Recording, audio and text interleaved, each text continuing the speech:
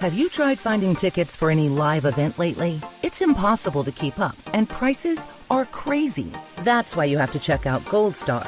Gold Star makes it easy to discover the best in live entertainment in your city with instant access to awesome events and special ticket deals. Concerts, live theater, comedy, dance, food fests, immersive experiences. You name it, Gold Star has access to special deals you won't find anywhere else with savings of 50% or more. Go to goldstar.com and use code DCPOD to save $10 on your first purchase. That's goldstar.com, code DCPOD to save $10.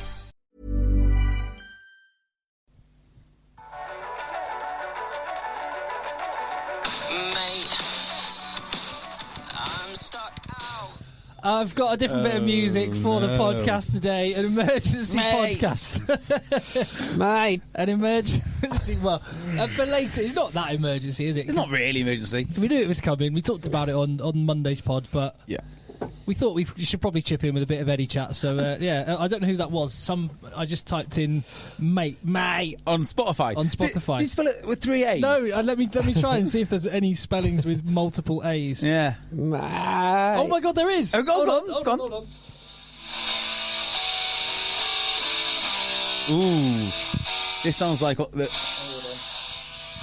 And this is with 3 A's, yeah. I can imagine this.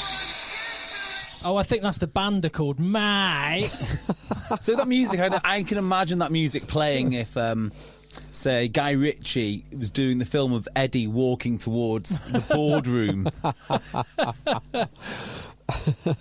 There's nothing. I've tried spelling Maaayte as well, but no, nothing. Do you know what I really hope didn't happen when they fired Eddie? Yeah. What I really hope didn't happen. I hope they didn't make him do a presentation already knowing that he was going to get fired. What?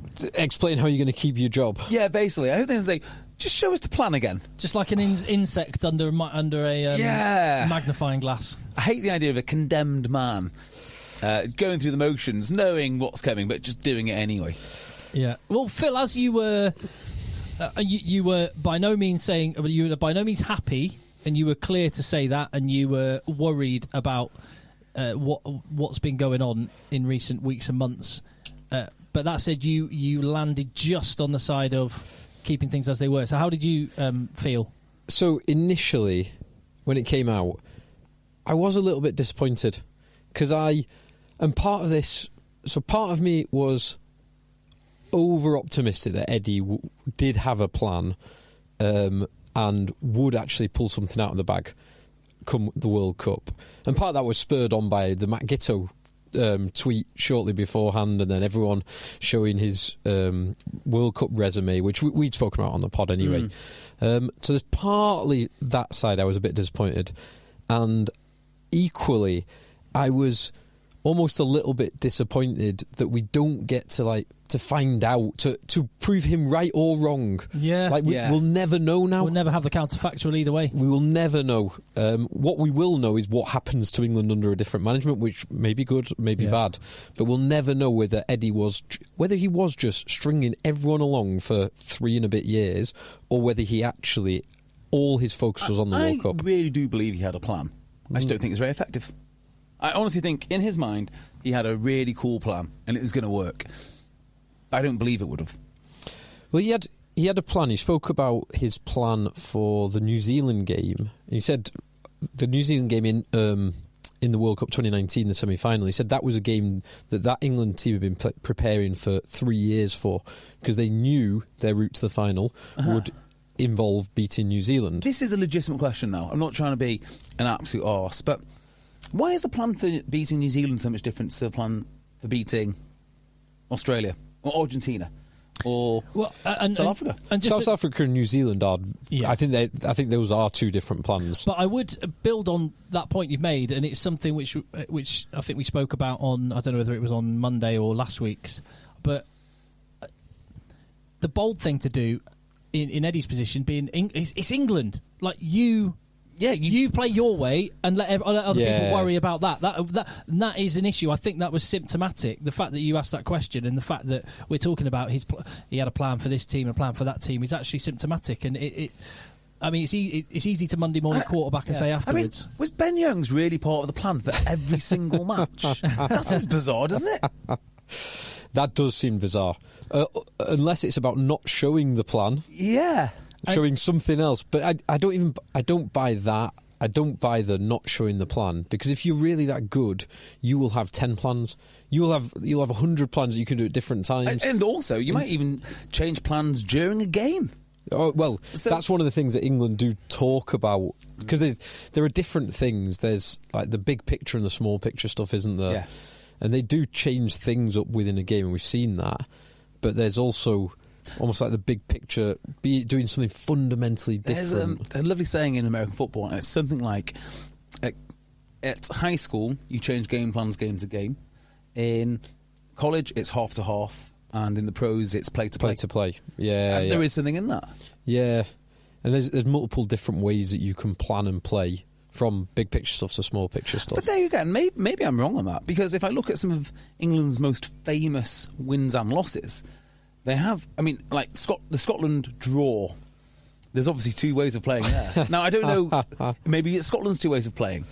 Against, was it New Zealand when they came alive late? Well, there's obviously something which happened there. In the autumn internationals just gone. Yeah. Well, there's a little buzz on the line. I think, can you just... It might be because the lead's touching something. Yes, certainly. 2 seconds. No worries. There we go. I'll tell you what I'll do while JB's sorting his microphone out. I noticed a reply to a tweet of yours. Stephen Wall said, on this point that you're making, Stephen Wall said... Stephen Wall, the absolute Twitter boy. On reflection, it's a great strategy for a top international coach. If you go well between World Cups, you've overachieved. Your plan is coming together ahead of schedule, etc. If you don't, it's all part of the plan. He said, as much as I hate the term, it's textbook gaslighting. Yeah, he's absolutely right. And by the way, a massive fan of Stephen Wall. He's taken so much heat off me, it's unbelievable. I look absolutely saintly now. Follow that account. Yeah. Normal rugby account. It is exactly what, if I was doing terribly, it's exactly what I would say. Yeah. My focus was not on that game that I just got hammered by South Africa. You so much money for that game. Yeah, but you pay me to win World Cups, JB. No. Look at all the people in the stadium. Jazz me on the World Cup, mate. Yeah. And I'm now... So, I'm a little bit more sanguine on Eddie Jones going today, on Thursday, than I was on Monday or Tuesday when we found out. Yeah. Although I am not surprised, but equally still angry that the RFU seems to have not... So, we talk about Eddie Jones's plans. If you're going to fire someone and at the expense of £800,000 or whatever the payoff that Eddie is going to have, at least yourselves have a plan of what you are going to do. Yes. That is the most... We're probably all... we'll have slightly different opinions on whether Eddie should have gone and stayed and the merits of Eddie. I think we'll probably be fairly aligned on the weaknesses, the inadequacy, and just the straight-up mismanagement that it appears the RFU have done once again. I mean... I've had a long thought about this, and the RFU are behaving like reckless gamblers. There's no other way for it. So I thought about what was good about English rugby over the last, say, 2 decades, since last World Cup. And there's a lot of things, actually. So back in the day, and I don't want to go over old ground too much, but we had all the community coaches. I certainly remember when I first started at Broughton Park, how high the standard was there. It's still level 6. I remember all of the players coming through. And it just felt that rugby was on the up, and I think the participation numbers sort of backed that up too. And then I reckon about 10 years ago, things started to sort of go a little south. And it's my theory now that winning the World Cup is so enormous for a country and a union that they are willing to risk anything to do it. And it feels to me that this is like the last throw of the dice. And if they win this World Cup, if they just accidentally fluke it, and, well, not fluke it, but if the team go out there and win, it will cover up every single inadequacy that the RFU have stumbled over the last 5 years. It will cover up all of the nonsense graffiti writing which have done in the stadium. It will cover up the fact that the head of the RFU is too embarrassed of the history of the sport to sing the hymns. It will cover up the fact that the coach can't select properly. It will cover up the fact that they got rid of all the community coaches. Yeah, that's the other one. Yeah, it'll cover up the fact that there's second team games getting called off, first team games getting called off. All of these things will go, oh yeah, it's fine. And they'll say, yeah, but we did it to win the World Cup. And then everyone will start flooding back to the game. So it's just this enormous gamble that they are behaving like they've got their ties loosely round their neck in a casino at about 2 a.m, rejecting calls from their wife and gambling away the kids' college fund. That is partly the narrative of rugby, though, isn't it? That it's the World Cup cycle, and coaches generally get their contracts until the end of a World Cup cycle. And do you know the crazy? But I'm with you, though. Do you know the crazy thing about this? What really puts it in the spotlight is it is exactly the same strategy. Exactly the same strategy as Wales. So you've got these two. I mean, they must know that they both can't win the World Cup, and they're doing exactly the same thing. One of them's going to have to be wrong. Well, maybe both of them. No, at least one. Almost definitely both of them are going to be wrong. Yeah. Well, whoever's the most wrong are going to pay dearly. And not only are they going to pay dearly, their clubs are going to pay dearly, their members are going to pay dearly, their players, their communities. In many ways, already have. Yeah. Oh, yeah. This isn't going to be cheap. This isn't going to be cheap. It's going to be, what, I reckon the thick end of 2 million. When we count it all up, thick end of 2 million. Well, just on Eddie Jones going and bringing in... So, Eddie Jones, that's an 800k payout. But you'd be paying that whether you keep Eddie or not. What you wouldn't be paying is, let's just call it $500,000 for Borthwick's salary, plus $500,000 for Borthwick's compensation to Leicester, plus anything else to any other coaches. He's going to have a whole new coaching team. There will, he's not going to retain. He might retain one or two. He's not going to retain all of them. There'll be definitely others coming. So you are talking well over £1 million before you start adding up added to Eddie's. You could probably talk 3 million quid. No, I think they're flush again. Oh, they're the autumn internationals. They'll be flush again. Right. Yep, of course. The coffers are full again, boys. Yeah, for a couple of months. Yeah. The whole thing's madness, isn't it? The whole thing's absolute madness. It doesn't mean you shouldn't have gone. You should have gone. No, I actually agree with that. That's an attitude I changed, particularly after the South Africa game and being there in Twickenham and But what I've found fascinating and what I'd love to talk about is, if you want any more evidence that Twitter is not real life, this is really interesting. Who could have predicted that rugby Twitter are the biggest Eddie Jones fans in the world? This is insane. I couldn't believe the reaction. It's like the woke mob led by James Haskell. They're most unlikely either of all. Yeah. And there's some strange bedfellows. The rugby Twitter and Eddie Jones, I thought would have been at complete opposite. I thought they would have been at odds with each other. And then James Haskell and rugby Twitter. Yeah. Yeah. Well, they are not ordinarily at odds with one another, aren't they? No, it's like, I can't even think. I guess it's like Benjamin Netanyahu leading the Palestinians. I can't think of anything else really. Some of the takes are incredible. If I was going to make the argument for it, I think what a lot of people are saying, the more reasonable ones are saying, is that the reason that the RFU made this decision when it did is because there was a press witch hunt against Eddie. And I think there's some... I think there are some... No.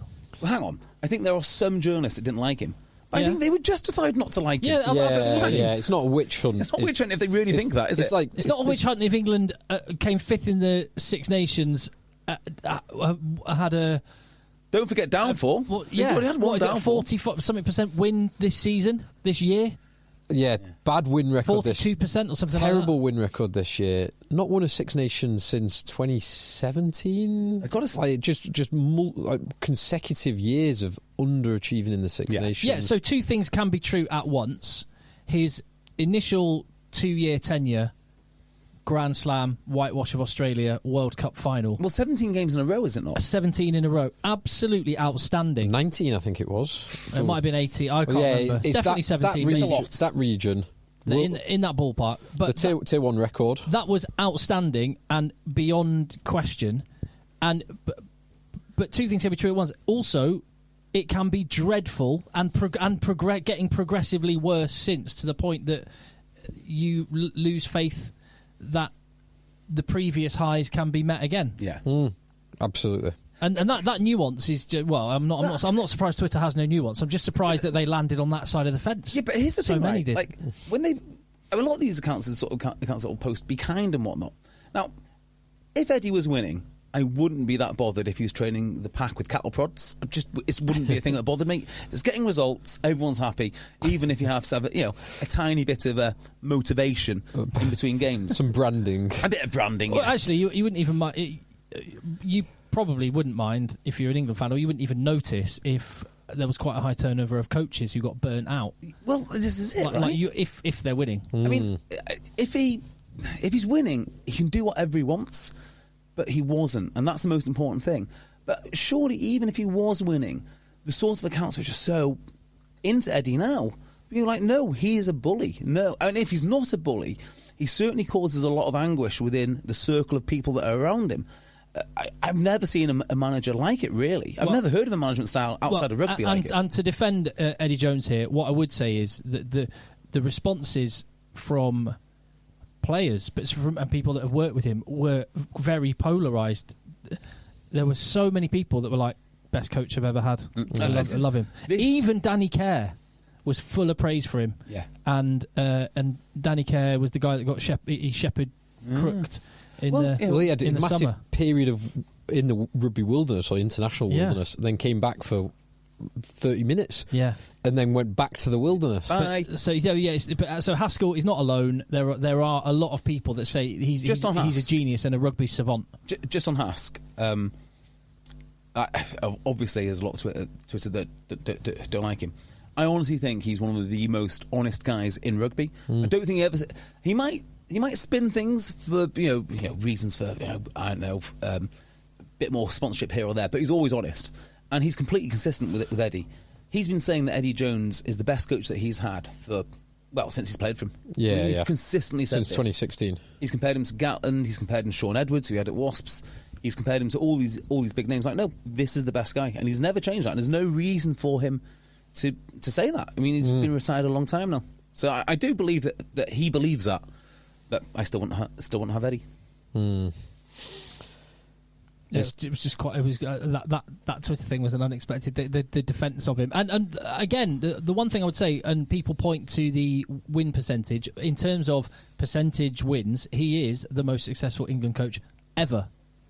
Yeah. Which, however, the point is that was even higher between 2017 and 2019, and it's been steadily decreasing to the point that it's one of the lowest. It was if you just take it in the last 18 months. It was 100% in years 2016 and 17, or up to a point in 17, and then just has been declining off a cliff ever since. And it has actually fallen off a cliff this year. And it's quite Mourinho-like Jose Mourinho it was incredibly successful for about a 3-year period, and then had to move on. Yeah. Every single job. And I think Eddie Jones even spoke about that when he talked about Australia. Yeah.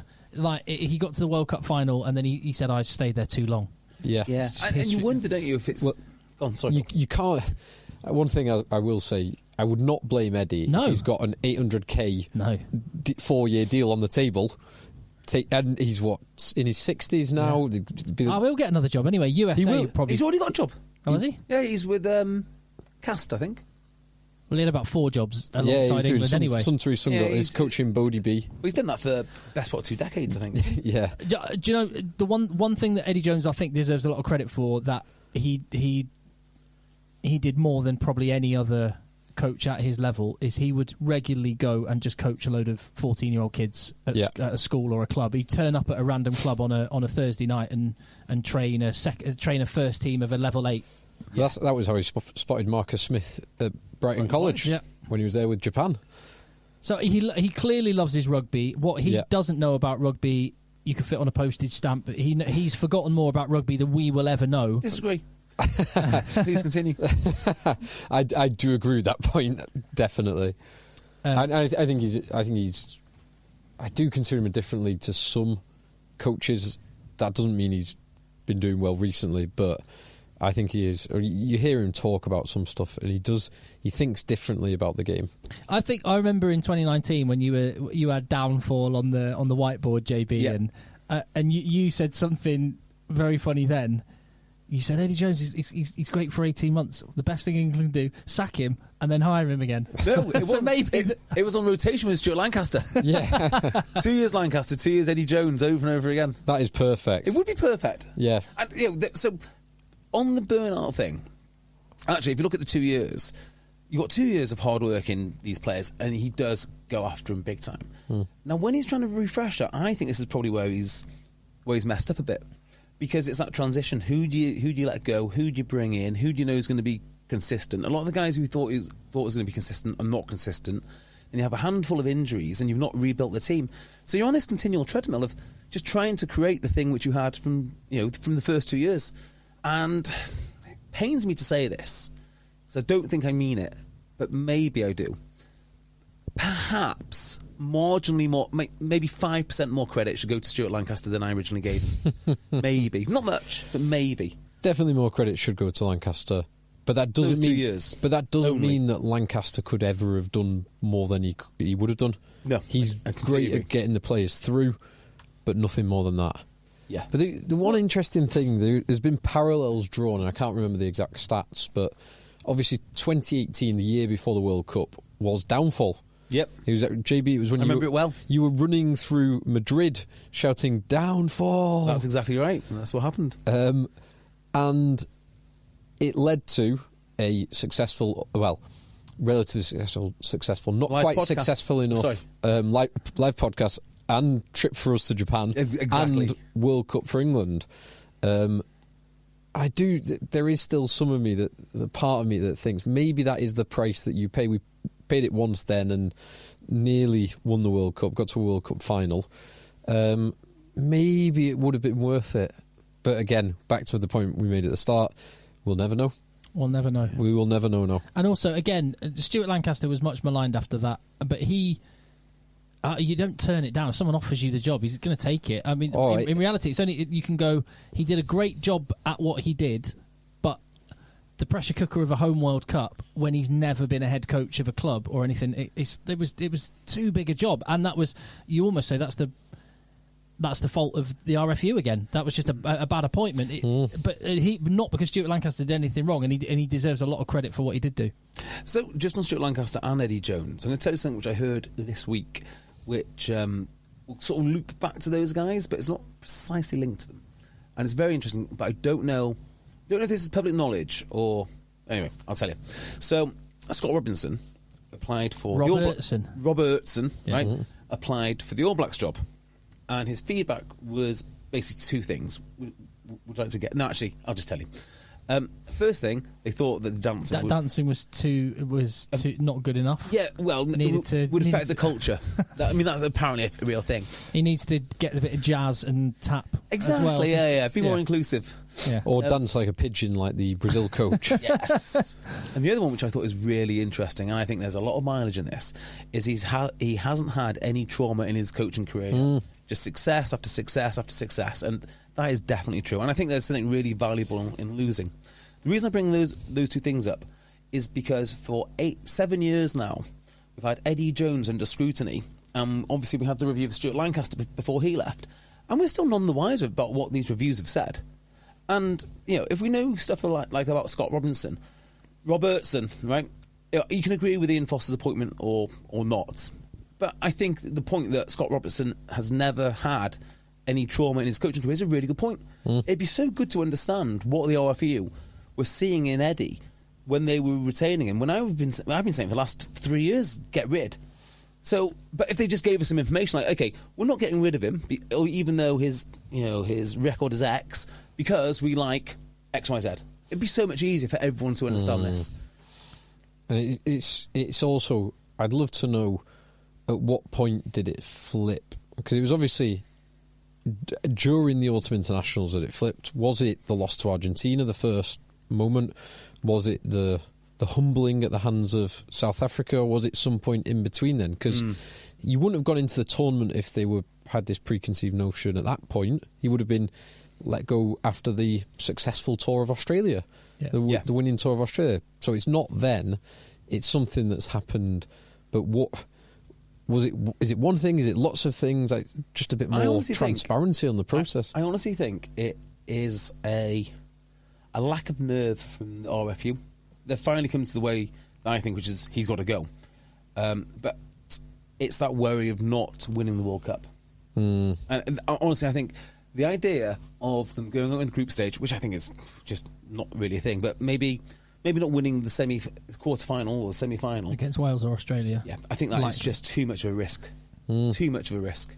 And for that reason, they're like, right, we'll roll the dice, we'll go for the next best option, just see how it goes. Okay. Because ultimately, like, if they do lose and all the head honchos lose their job, they'll just move on somewhere else anyway. So it's kind of it's playing with house money for them.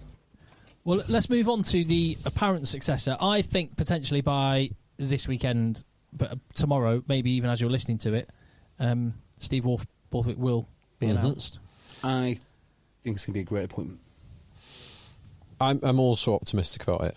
Yeah. I am. It's going to be very, like the press conferences are going to not be worth watching. Nope. No, I don't mind that. I will take the trade off. He is the most straight DOR I've ever interviewed. That is a real loss because I used to love the Eddie Jones press conferences. The journalists are going to hate it. Well, and also because you had the straight man in Owen Farrell as the captain sat next to him, and you had Eddie Jones firing off in all directions, and Eddie would say something, and occasionally Owen Farrell would just give like a little smirk, and he's enjoyed that. But now you've got the two straight man. You've got straight man and straight man. Oh God! If Borthwick retains Farrell, that is. No, I think it's going to be Borthwick and Genge will be sat there. Well, this is my next question: who will have the captaincy? Yeah, Genge, I'm going for. I give the Laws. Yeah, if he's back. If he's back. If Laws is back, I think that's a great shout. But I hope he is back. This is going to ruffle some Tom feathers. Curry, potentially. I simply don't see Genge as a world-class looser prop. Simple as that. Well, he got mullered by Malherbe. I mean, most people would. But if I have to pick a prop tomorrow to go and play in the World Cup, it's going to be Marler all day long. I think I'd say Genge is in the top 3 in the world. No. He is at certain things. I honestly don't know if his scrimmaging is, but other things, his round the park stuff, definitely.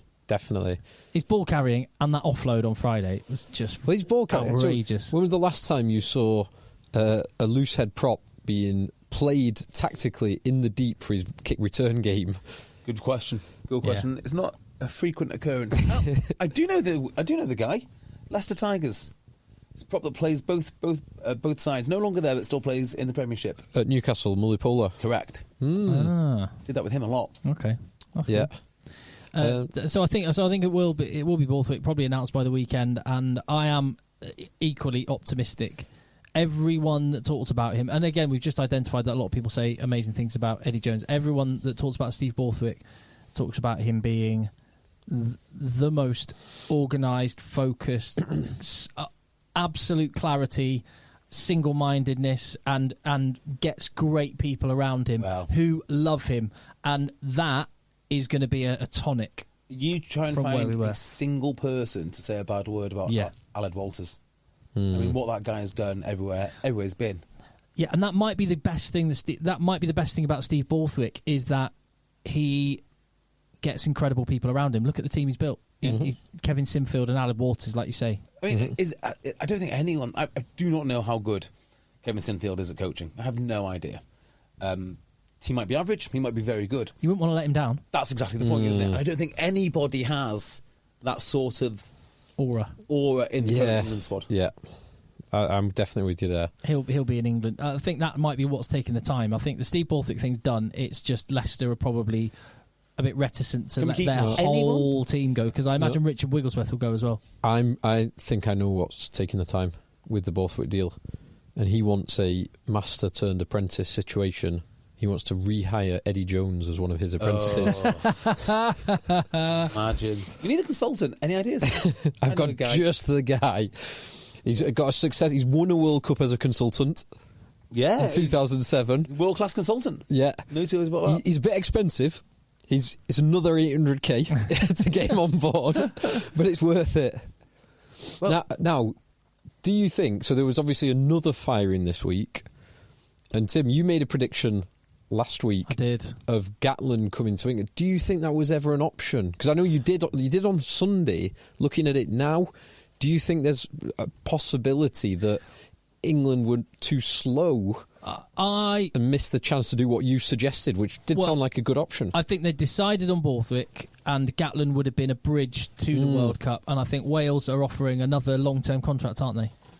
Yeah, 2027. 2027. Yeah, so I think that's double World Cups. Yeah, so I think that's basically it. They've just gone. There's loads of cash guaranteed, and Warren Gatland's gone. Yeah, okay, then I'll take the cash. I don't blame him. I think he might even be picking cash over the relative chances of glory, which I don't begrudge him doing either. Yeah, absolutely not. Especially when you're not, because the one he would probably do for less money would be the All Blacks job. That would be for the love of the game and the team. But he probably just loves cash. I tell you what, there's and who doesn't? It's not that you love cash. You like the opportunity that cash gives you. And as much as the Welsh system is an absolute snake pit, he is just a law unto himself there, isn't he? He can do what he wants. He does what he wants when he wants. If he wants to spend 6 months of the year in New Zealand, that's what he's doing. If you thought he was powerful before, he'll be very powerful now. Yeah. There are a few things to read between the lines here. So to answer the question you asked, Phil, was it a possibility? I think it absolutely was a possibility. The reason I think that is because they didn't have Borthwick signed up before they fired Eddie. I think if he wasn't an option, they would have got all the ducks in a row and this would be plain sailing. I think it probably caught England a little bit off guard. That said, I think the Telegraph had him going to Wales the week before. So, and that was the first point. The second point would be he mustn't, this is Gatland now, he mustn't think his chances of ever coaching New Zealand are realistic. Because if they were, he would stay with the chief. No.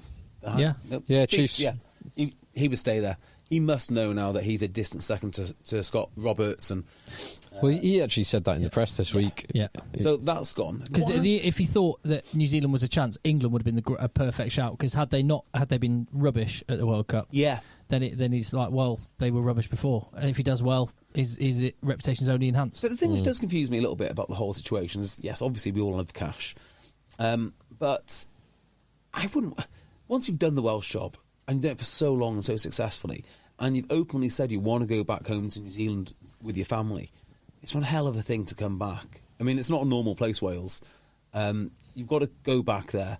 You've got diminished resources. You're going to have diminished cash. Maybe not now. Maybe the books are okay now. But going forward, once CVC get their hands on all of that delicious Six Nations money or whatever happens next, you will have diminished resources, vastly diminished resources. So I can't see how he's going to get the success of old.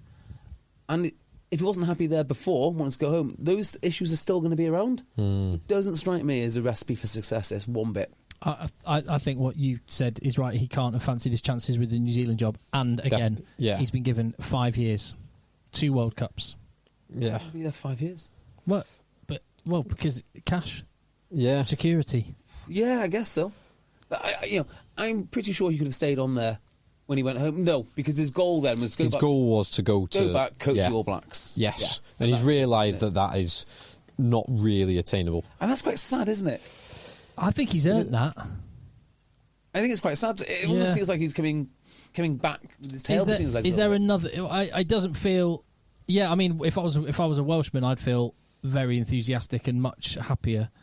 But just looking at Gatland, it feels like he's gone back down the mountain again. Yeah, and it's Gatland without Sean Edwards. Don't forget that. What else is left for him to do? Like the New Zealand job was it.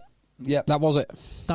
He's done the Lions 3 times. The summit, but he's still going to go down as one of the greatest coaches. It's just you feel like he has earned that New Zealand gig, and it would have been his crowning moment. I wonder, if miraculously he does well, like really, really well, wins a World Cup. Yeah, let's say he gets semis in the World Cup and loses it by a point, then he wins a Grand Slam. Does he become the Lions coach for the 4th time? No, Eddie Jones. Eddie Jones. That would be good. It's a perfect window for him to do it. Yeah, it is actually, and sort of right time frame as well. Against Australia. Yeah, that'd be cool. That'd be a good story. That'd be fun. Yeah. Yeah, it's weird. So, I don't know if you know this, I wasn't a big fan of Jeremy Corbyn back in the day. Just not my kind of guy. Same with Gordon Brown, not my kind of guy. I'm more on board with him now. He's actually got principles. I don't agree with a lot of it, quite a lot of his what policy decisions he would make, but the man's got principles, well, unlike many in Westminster. This is very, very true. But I still felt very sad on a personal level when he left. In fact, I always feel sad when people leave. And I'm feeling very, very sad for Wayne Pivac and Eddie as well. I just think, there's something a little bit miserable when you walk away from Twickenham for the last time or Millennium Stadium for the last time. So, I feel with Wayne Pivac that he needed to be bolder, and I think the regret he's going to have is that he didn't follow through on the reason he was given the job in the first place. Because he got that job because of how Scarlets were playing, and then he went totally inside himself. And it's quite similar to Stuart Lancaster, actually. And I think this does just actually say, I think Steve Borthwick is a kind of man who firstly surrounds himself with special individuals, Alan Waters and Kevin Sinfield being a couple that you mentioned. He's also he knows what it takes to play for England and to be in that pressure cooker. And he also seems to just shut out any other distractions and stuff and be quite single-minded. But it does expose how that that experience of international rugby, as you were talking about with Scott Robertson, not having been been under pressure, how massive that is. Because Wayne Pivac, when the pressure came on, just went somewhere totally different. And the team, had Wales have held that lead, that whatever it was, 20-point lead against Australia, Pivac would still be in a job. Gatland might actually be England coach by now. Yes, but for that comeback, it's devastating, isn't it? Absolutely devastating. Well, if you believe in, is it string theory and the multiple parallel universes, then that's happening somewhere. Somewhere Gatland is England coach.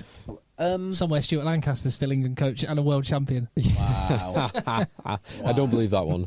Lord Lancaster.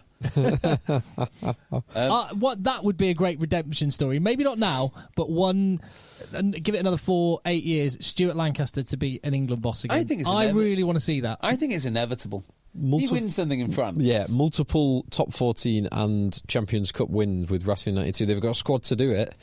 Look who he's signed. It's got Khaleesi, who's just signed. Mind you, I don't really rate him, to be honest. He's not... Great bloke, friend of the pod. Amazing Has bloke. an Egg-Chasers tie. Yeah, he does. He's an absolute... He's genuinely one of the most astounding blokes that I've met. Still don't think he's a great seven. I don't think he's one of the world's great scavenging sevens, all of them, really. If you were picking a team tomorrow, would you rather have Ardy Surveyor or Khaleesi? It's not even close, is it? I would... 10 times out of 10, I would have Ardy Surveyor. Yeah. I mean, maybe have them both. But then, Tom Curry or Khaleesi. Tom Curry, 10 times out of 10. It's just very hard to find out where you play him. Anyway, he has signed for Racing, and that's the important part. They've signed somebody else as well. Like a really big name. I can't remember who it is. Someone in the backs. Oh, Marchant, of course. No, that's Stade Francais, yeah. They've signed someone. That makes me angry that he's gone to Stade. I mean, great, go take the cash, Joe, but I'm so annoyed that he's going to France. Anyway, but we're going to see more of it until something changes with the salary cap. Yes. So the point is making with Racing is not only have they got Stuart Lancaster, but they've bought everyone possible to try and win something. So if he wins something, I think it's inevitable at some point he will become an international coach again, and I think it might be England. That would be interesting. I'd love that. It would be a cool story. I'm not sure. I'm not sure. I'd love it if he's then successful for England. I just can't see. Maybe he would pave the way for Eddie Jones to come back a few years later. Well, the Leinster players would tell you over the last few years, all the success they've had, that if they would have to say if it was anyone's team, it was a Stuart Lancaster team, not Leo Cullen. Not to denigrate Leo Cullen at all, because who's a great figurehead, but they would tell you it's a Stuart Lancaster team. More coaching, more hands-on coaching done by Lancaster. Now, talking of contracts, who's got a 5-year contract? Just announced 5-year. Rob Baxter. No. Oh, he has got a long-term. He's got a new long-term deal, and the whole coaching team. Ali Heifer. That's great for Exeter. Yeah, That's it is. They must be the biggest winners out of all this. Yeah, they are delighted. Yes, but no, somebody else has got a 5-year coaching contract. Oh, coaching contract. Alex Sanderson? Nope. No. Mark McCall? No. Getting closer, though. Joe Shaw? No. Getting much less close. Oh. Ronan O'Gara has just been given Oh, a yes. year contract. Yeah, that's Yeah. the leak that England are interested. Go to the board at La Rochelle. Let's talk about my deal now. Yes. Yeah, right this second. And they know that if Farrell or Borthwick or Gatland are unsuccessful, there'll be a nice payday compensation coming their way. Great timing. Well played, Rog. Yeah, superb. Yes. I mean, this is why he's best in the business. Absolutely. That alone, that conversation alone is worth 5 years. Yeah. Yeah, he's his own agent, PR manager, as well as being a superb coach. Yeah, we've had a chat. We've had a chat about the England job. Yeah, he's played that beautifully. Hasn't he just? If that is just a little hint at his tactical nous, then he is the best in the biz. No, you can spin it two ways, can't you? England are on the phone now. Or the other way is, of course, look, my contract's running out. So they could buy me out now if England have really been on the phone. But make no mistake, Farrell goes, Borthwick doesn't stack up. Something happens. I am the next cab. All of the options have now been done. So why don't we talk about that contract?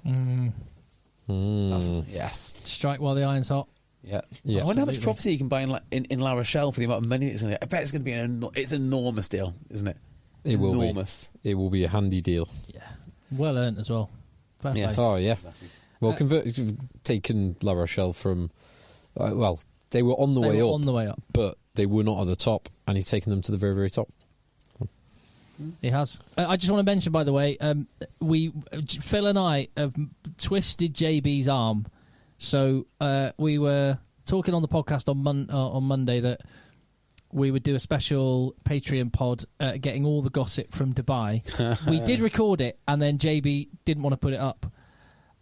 We have put it up now. We have twisted his arm. Phil got him in a full Nelson, and I hit publish. It is up there. Tell me your password. So patreon.com/EggChasers. Yeah, it is. It is published. And there's some juicy gossip in there. There is some juicy gossip There in there. is. Interesting stories. It's good.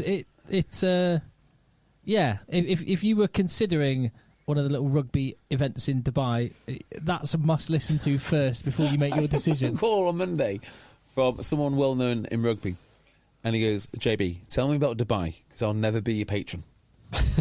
Right, well, looks like I'll be selling you.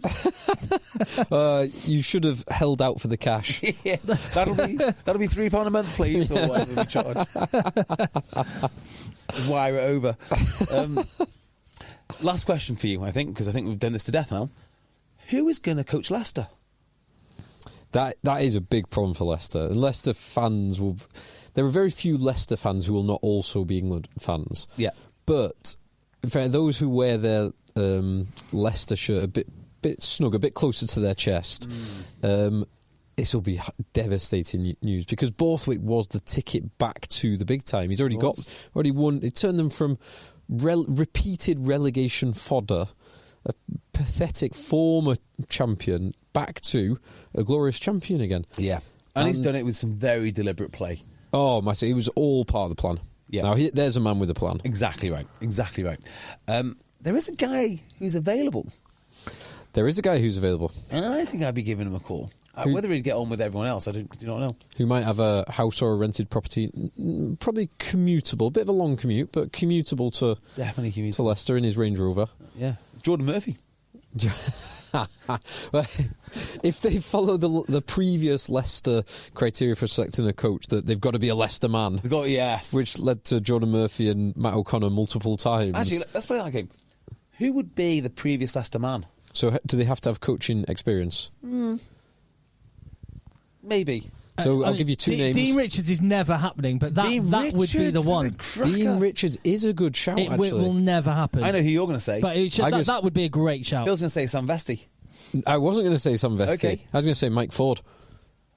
Was he a Leicester player? No, Leicester coach. He was a Leicester man. Or what would be the worst decision in history, he's got coaching experience, he's Leicester royalty.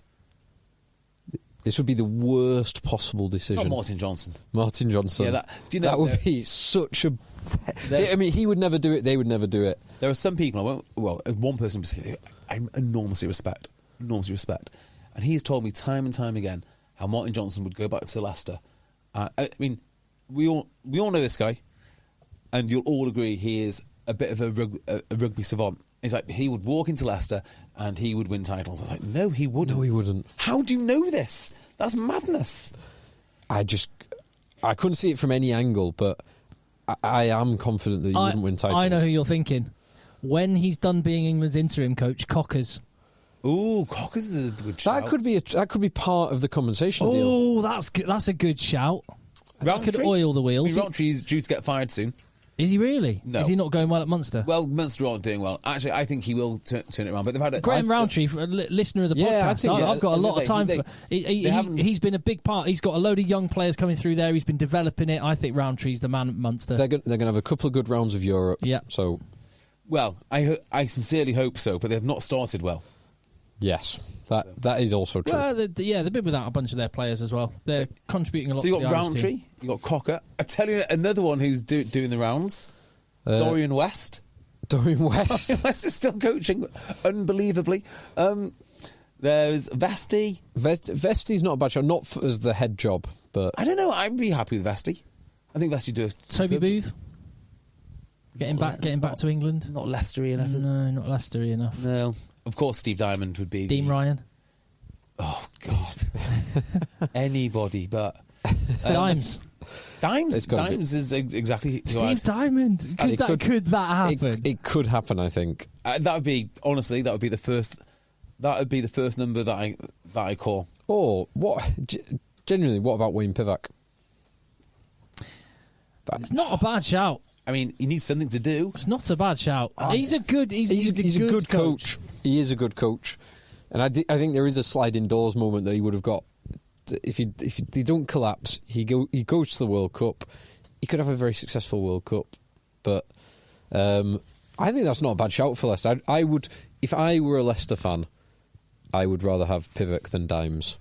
That is nuts. For the good of the that league, is insane. For the entertainment factor of the league, as I'm not a Leicester fan, I would rather have Dimes. No, you want Dimes every day of the week. I'm sorry, they're not even comparable. They're not even comparable.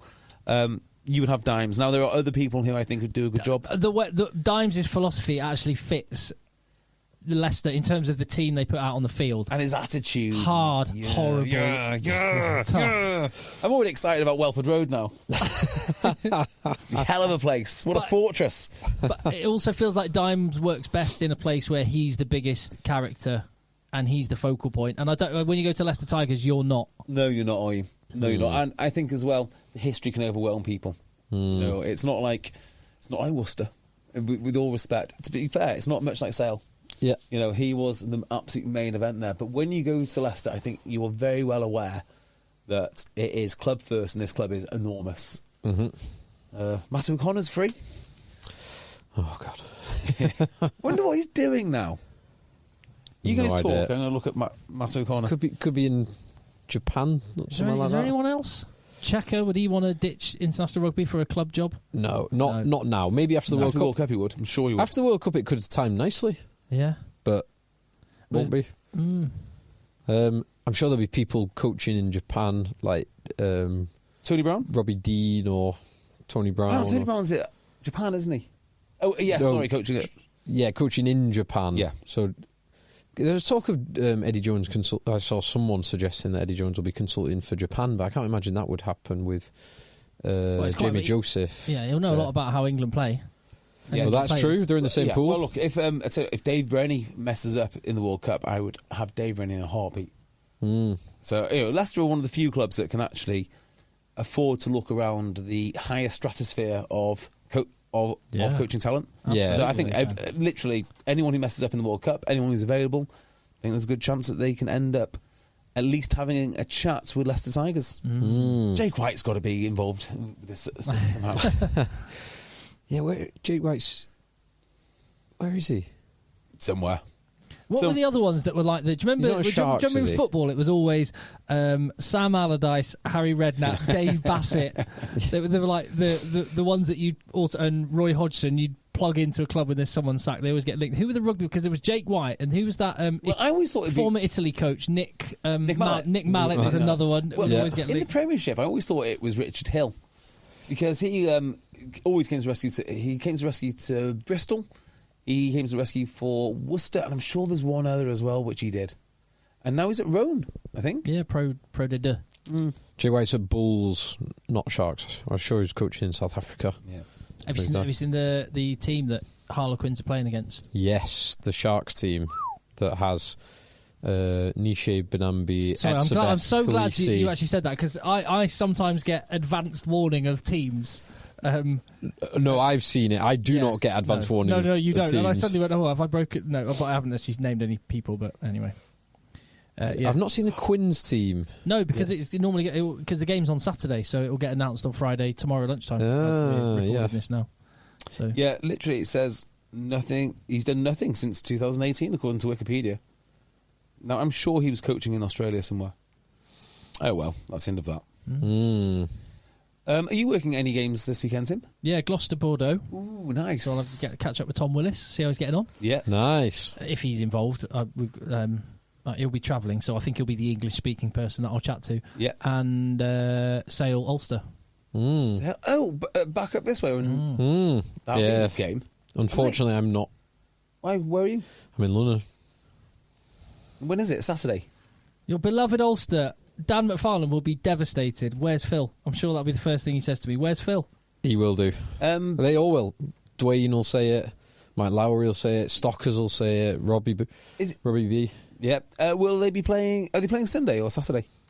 Saturday. No, Sunday. Sunday, 1 o'clock. You're definitely in London on Sunday. Well, I remember I'm on a megabus back from London. Oh yeah, you did say 5 hours. Although 2 hours more and you could fly into Dubai. Does that make you feel better? And only 1 hour more, and I could fly to Manchester because the only flights are available by Brussels or Amsterdam. Have you heard? And we will wrap this podcast up now because this was supposed to be a 20-minute recap. This is really just to sort of annoy Tim, really. Have you heard about the legislation in France banning air travel? Oh my God, where trains are available, you're not allowed to fly. I can't. What? How many more quote unquote conspiracy theories need to happen? True. Which, but you would have been called insane. That'll never happen. They'll never do that. I can't believe what's happening. Well, I mean, if this madness continues, I'm saying like Oxford and Canterbury. Is Canterbury up to it as well? Canterbury's doing it as well. It's Amazing. it's unbelievable. Yeah. And the Oxford Council tried to come out and go, well no, we want to refute the issues, and then journalists questioned them. Yeah, that's happening. They should hang from lampposts. It's absolutely terrifying. Yeah. I can't believe what's going on in my own country. I know. And the most concerning bit of all is the people that are the ones that are going to need to fight the cause are people much younger than us, and they don't give a shit. Yet. They don't give a shit. They'll be radicalised too soon. Don't you worry about it, Tim. Don't you worry about it. Oh, I hope so, mate. Right, so shall we reconvene on Sunday Yes, with more Sunday. conspiracy theories? Let the boys play.